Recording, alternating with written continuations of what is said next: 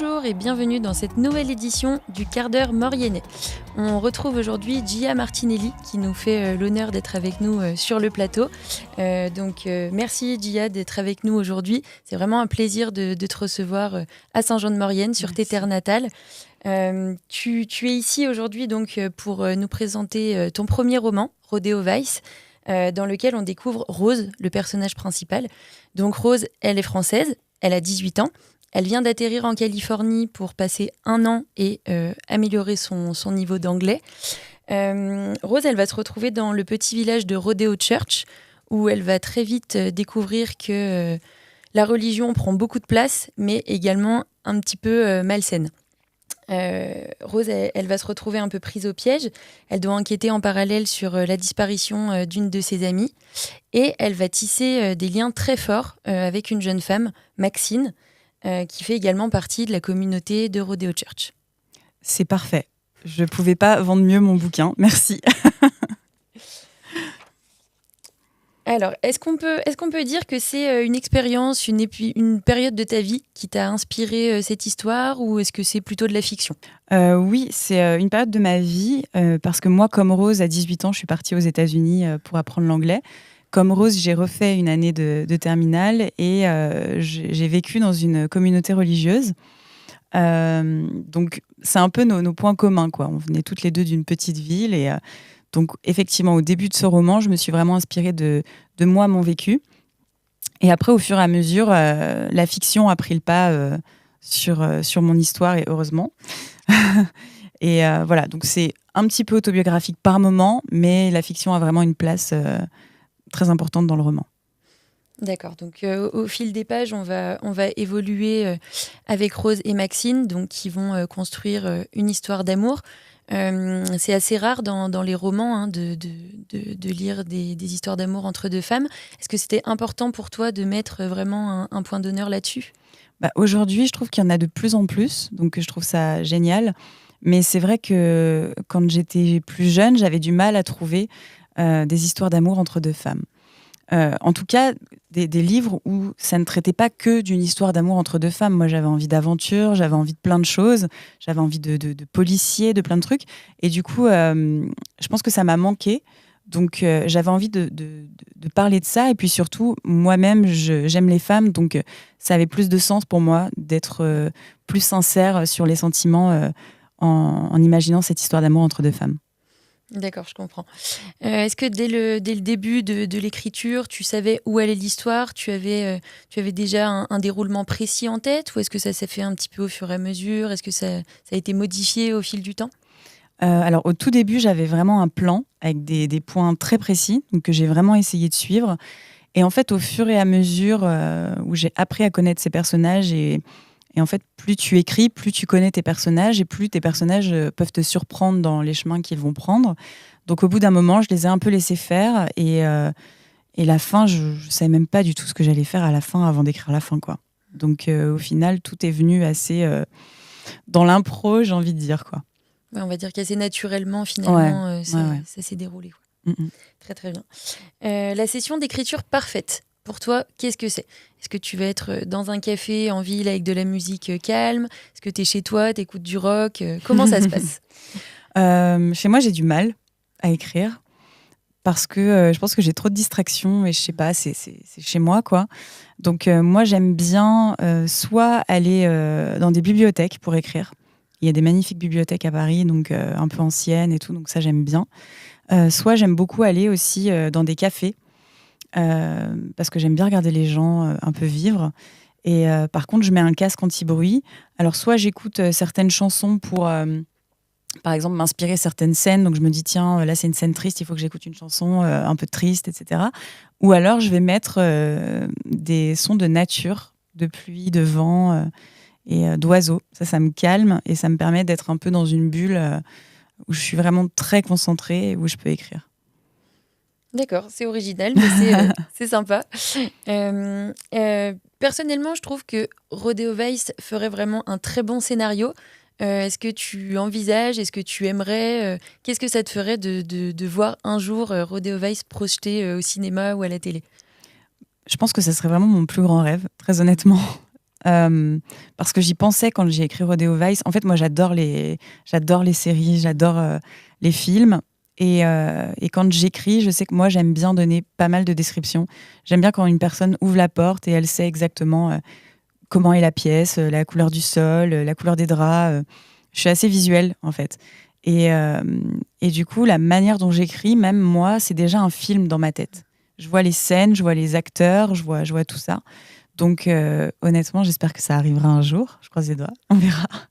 On te le souhaite, Merci. vraiment en tout cas. Merci. Donc c'est vrai que c'est très important pour le lecteur de pouvoir se projeter, de pouvoir imaginer, visualiser les scènes. Et toi, c'est exactement comme ça du coup que tu écris page après page, c'est en visualisant et en essayant de projeter l'histoire. Ouais, en fait, j'ai vraiment besoin de... Je peux pas inventer quelque chose vraiment. En fait, il faut que ce soit une histoire dans ma tête, mais l'histoire, je la connais pas. C'est-à-dire que quand j'écris, par exemple, j'écris le chapitre 2, dans ma tête, je vais remettre play à la fin du chapitre 1, et l'histoire va se dérouler dans ma tête, donc je vois les scènes. Donc j'écris les scènes que je vois, en fait. C'est comme ça, en fait, que moi, je fonctionne. Et moi, tu vois, j'écris assez intuitivement. Donc, c'est quelque chose, pour moi, qui est très facile, en fait. J'imagine les scènes dans ma tête et je retranscris tout simplement, tu vois. J'ai cru comprendre qu'un nouveau roman était en train de voir le jour. Est-ce que pour l'instant c'est secret? Est-ce que tu peux déjà nous en dire un petit peu plus à propos de ce nouveau roman? Alors c'est secret, mais on est en Maurienne, donc je peux en dire un peu plus. C'est un roman que j'ai commencé à écrire en avril. Je l'ai terminé il y a 2 jours, là. Donc là, je vais devoir l'envoyer à mon éditrice. Et c'est un roman qui reste un peu dans la veine de Rodeo Vice, un roman un peu policier, qui sortira l'année prochaine. Donc voilà, je ne peux pas en dire plus non plus, mais je reviendrai pour en parler avec grand plaisir. Pas de souci, pour l'instant, c'est des infos déjà qui nous conviennent très bien. Donc au niveau de l'écriture, tu disais que le premier roman avait quand même pris des années de relecture, de modification, etc. Là, le deuxième voit déjà le jour. Est-ce que ça veut dire qu'avec le temps, tu as plus de facilité à écrire? Est-ce que tu mets en place des méthodes pour que ça soit plus rapide? Je pense que le premier, déjà, je faisais pas que ça. J'étais en pleine tournée. Donc parfois j'écrivais pendant 1 semaine, parfois pendant 3 semaines j'écrivais pas, après je m'y remettais pendant 1 mois, puis pendant 2 mois j'écrivais pas, tu vois, c'était assez aléatoire ma façon d'avancer et de travailler. Et puis surtout, je l'ai vraiment réécrit, mais je crois au moins 6 fois, quoi, avant de l'envoyer à un éditeur. J'avais peur. Je pense que j'avais peur que ce soit pas assez bien, donc j'arrêtais pas de me dire il faut que je perfectionne, il faut que j'aille plus loin. Et là, sur ce roman, j'ai travaillé avec une correctrice qui s'appelle Amélie Cordonnier, qui est vraiment géniale. Et elle m'a vraiment aidée déjà à travailler, à mettre en ordre des idées, à voir ce qui fonctionne moins. Et donc, j'ai essayé d'appliquer dès le début sur le deuxième bouquin ce que j'ai appris sur le premier. Et je pense que j'ai aussi gagné aussi peut-être en confiance un petit peu plus. Et donc là, par contre, je m'organise, j'écris vraiment tous les jours. Sauf le samedi et le dimanche. Je m'autorise quand même des week-ends. Mais sinon, j'écris tous les matins, tous les après-midi, tous les jours. Donc forcément, ça avance beaucoup plus vite. Ouais, c'est sûr que si on s'impose une routine, c'est plus efficace. Quel autre conseil tu pourrais donner à quelqu'un qui souhaite se lancer, qui voudrait écrire son premier roman et raconter des histoires? Écrire. Écrivez sur ce que vous connaissez, écrivez tous les jours. Plus on pratique, plus on s'améliore. Et surtout, il ne faut pas rester bloqué si, par exemple, vous n'arrivez pas à écrire sur votre ordinateur. Par exemple, moi, j'ai besoin d'écrire sur un cahier. J'arrive pas à écrire une histoire sur l'ordinateur. Donc, j'écris d'abord tout dans des cahiers et après, je recopie sur l'ordinateur. Donc, il faut trouver sa façon de travailler. Mais tout le monde peut écrire et je pense que à partir du moment où on est capable de raconter une histoire à un pote en soirée, on est capable d'écrire cette histoire. Donc en fait, tout le monde peut écrire. Moi, j'ai pas fait du tout d'études de lettres. Voilà, j'aimais juste les histoires, j'aimais juste raconter des histoires. Et voilà, moi, si j'ai pu le faire, je pense que tout le monde peut le faire, honnêtement. Et la question que tout le monde attend, bien sûr, est-ce qu'on peut espérer une suite pour Rodeo Vice qui se termine un peu dans le suspense, sans en révéler plus? Est-ce qu'on peut espérer lire la suite un jour? À la base, je n'avais pas du tout prévu de suite. Pour moi, c'était vraiment terminé. Et là, j'ai rencontré les élèves du lycée Paul-Héroux. La plupart m'ont vraiment demandé, ils m'ont demandé une suite. Ils m'ont même pas demandé s'il allait y avoir une suite. Ils m'ont dit, il faut que tu fasses une suite. Et c'était drôle d'avoir un peu leurs idées, leurs opinions sur la fin du bouquin. Et puis, j'ai aussi rencontré pas mal de lecteurs qui me disaient, mais non, mais ça peut pas se terminer comme ça, il faut une suite et tout. Donc, je commence à y réfléchir et je pense que oui. Du coup, je pense que c'est pas la fin de cette histoire et qu'il y aura une suite à un moment donné. Ouais. Très bien. Donc, tu es revenu également ici à Saint-Jean-de-Maurienne pour participer au Salon du Livre d'Hermillon. Qu'est-ce que ça te fait d'être ici pour présenter ton livre ?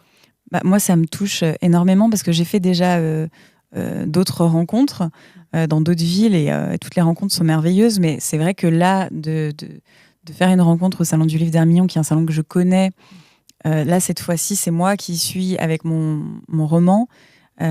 Forcément, ça a une saveur très particulière et je suis très émue de rencontrer les gens de la région, quoi. Donc, c'est magique. Ouais, c'est une proximité, c'est des gens qui te connaissent, que tu connais, que peut-être tes parents connaissent également. C'est vrai que c'est toute ma famille. Proche. Ouais, non, mais déjà. J'imagine bien. Merci beaucoup, en tout cas, Djia, d'être venue sur le plateau pour nous donner tes réponses et nous faire part de ton expérience. Merci, on te souhaite tout le meilleur pour la suite. Merci beaucoup. Merci. On va également remercier nos partenaires, donc la 3CMA, la communauté de communes, et le Salon du Livre. Voilà, merci et à très bientôt pour un prochain épisode du Quart d'heure Mauriennais.